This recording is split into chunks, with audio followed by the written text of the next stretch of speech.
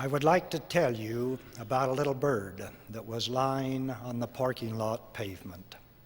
During the night, it had been blown from its nest by the high winds in the storm. Apparently hatched just a few days earlier, it had few feathers, but enough to identify it as just a common sparrow. As it lay there awaiting whatever fate would come, a young woman walking to her car in the parking lot saw the little sparrow and picked it up. Feeling sympathy for the helpless little bird, she took it home to care for it. She prepared a nest in a basket with soft tissues, which were changed often to keep a clean and comfortable bed for the little bird. She fed it often each day, watching it gain strength, and within a few days it opened its eyes and could see for the first time.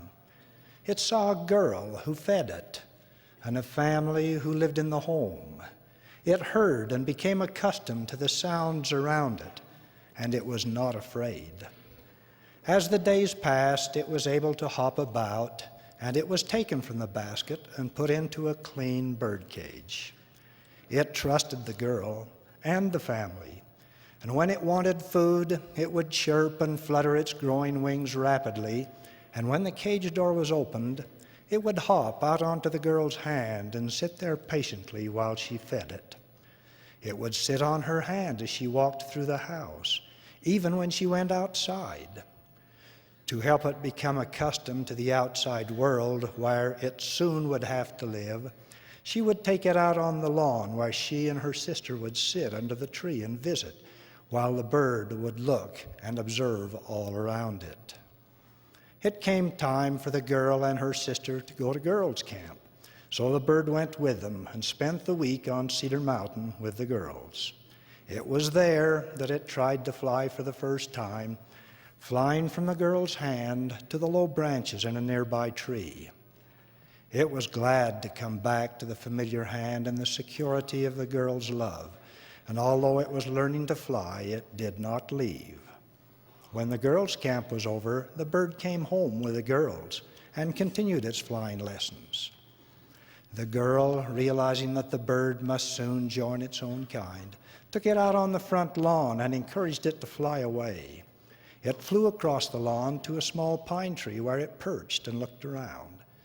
The girl left it there, assuming it would now join the other birds, and she returned into the home. It wasn't long before a chirping could be heard outside in front of the home, and when the girl went out to see what the bird was chirping about, it flew out of the tree and landed back on her hand, and she fed it. For the first few nights, the bird would come back to the house and would want to come in with the family for the night. But soon, however, it began to stay out with its newly found friends, living in the trees close by the home. When the girl would go outside and whistle, it would respond and return and land on her hand, and my daughter, Trinity, would feed it. That little bird and my daughter taught me a great lesson in faith and trust.